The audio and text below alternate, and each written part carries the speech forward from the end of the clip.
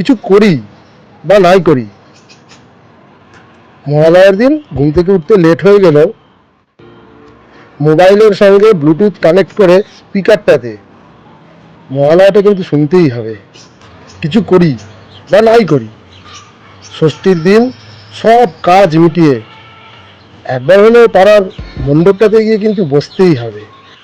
কিছু করি বা নাই করি, সপ্তমীর দিন কিন্তু বউকে নিয়ে অথবা গার্লফ্রেন্ডকে নিয়ে একটু ঘুরতে বেরোতেই হবে। কিছু করি বা নাই করি, অষ্টমীর দিন সকালবেলা অঞ্জলিটা কিন্তু দিতেই হবে। কিছু করি বা নাই করি, নবমীর দিন বন্ধুরা বা সব পরিবারে সুন্দর একটা রেস্তোরাঁয় গিয়ে কিন্তু খেতেই হবে। কিছু করি বা নাই করি, দশমীর দিন কিন্তু গ্লাসে একটু বরফ পড়বেই।